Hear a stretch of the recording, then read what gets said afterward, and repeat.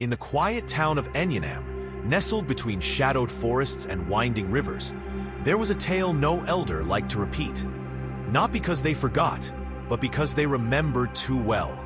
It was the tale of the midnight market, a place whispered about but rarely spoken of aloud. They said it appeared only once every 7 years, at the stroke of midnight, deep within the old forest, where no bird sang and no moonlight shone.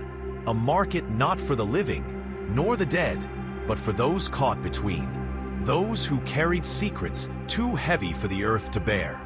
Only the foolish, the desperate, or the cursed ever sought it. One such fool was a young girl named Efua, bold and curious beyond reason. Her mother had been bedridden for years, and her family was sinking into poverty, when a wandering beggar passed through town and muttered about the market that sold anything. Even time, Efua listened, and when the full moon of the 7th year rose high, she followed the whispers into the forest.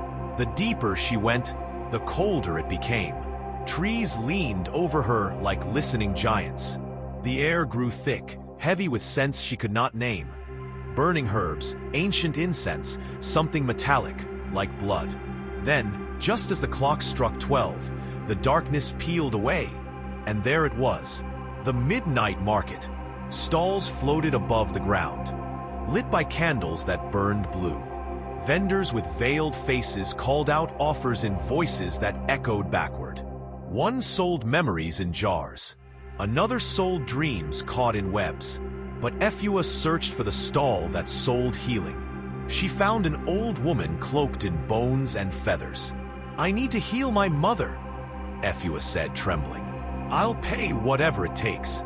The woman looked at her, eyes milky with time. "You may have what you seek, but the price must be fair." Efua offered money, trinkets, even her late father's gold necklace. The old woman shook her head.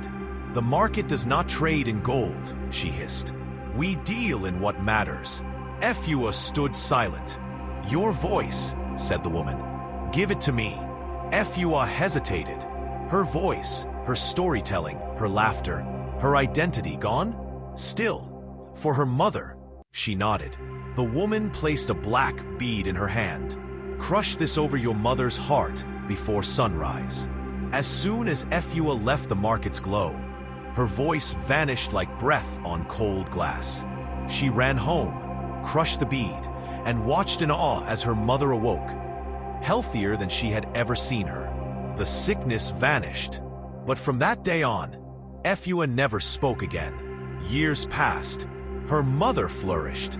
Efua grew into a beautiful woman, loved, admired, but silent. And then, on a stormy night 7 years later, Efua disappeared.